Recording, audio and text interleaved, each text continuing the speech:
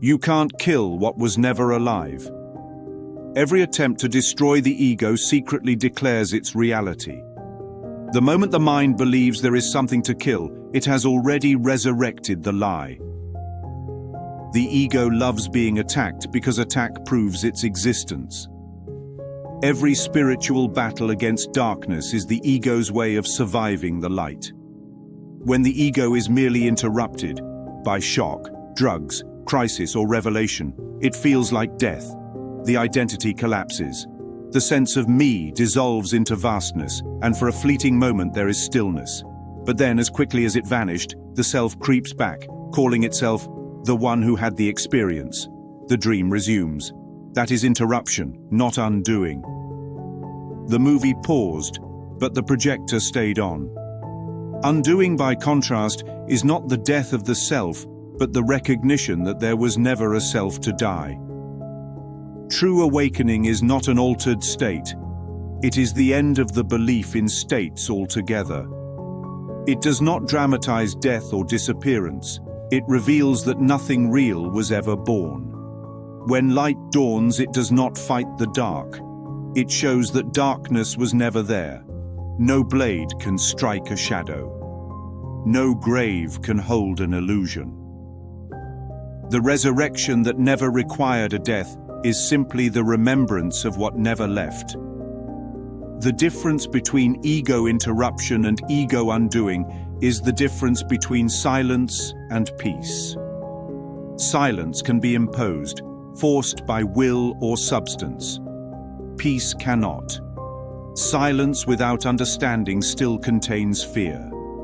It waits for noise to return. Peace holds no opposite because it rests in what cannot change. Where there is no belief in attack, there is no one left to defend. Trying to kill the ego is like strangling smoke. The tighter the grip, the more it slips through the fingers.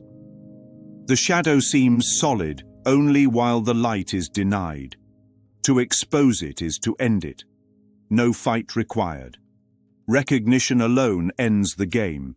It is not that the ego dies. It was never alive. Only belief gave it breath. Remove belief and the illusion collapses like a dream at dawn. This is why A Course in Miracles calls the ego a wish to be separate from what cannot be divided. A wish has no body, no pulse, no being. And yet the world was built upon that wish. Every skyscraper, every nation, every argument about who is right or wrong, all rest on that single fiction. To awaken is not to topple the towers. It is to remember that the foundation never existed. One recognition dissolves centuries of defense. What God did not create does not exist. The mind addicted to conflict cannot imagine awakening without a war. It craves enemies, demons, and obstacles, for they give purpose to its seeking. But what happens when there is nothing left to fight? The fighter vanishes too. That is the gentle disappearance of the ego, not slain but seen through. No struggle, no conquest, only the quiet laughter of truth rediscovered. The tomb of the ego is always empty.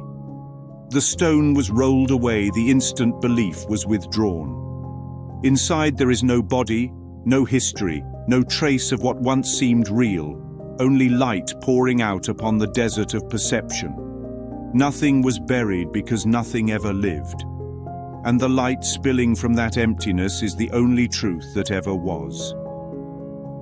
So the next time the urge arises to fight, fix, or purify the ego, remember, every sword raised against illusion still swings in a dream. The way out is not destruction, but recognition. Not death, but remembrance. Not silence, but peace. You can't kill what was never alive. You can only stop pretending that it was. Portrait of a warrior without an enemy. A soldier in a battlefield of smoke, swinging at shadows, bleeding belief instead of blood. He wins no war because there was never a war to win. The only casualty is illusion itself, laid to rest not by death, but by dawn. Another visitor to the twilight zone of the mind, where what was never alive finally stops dying.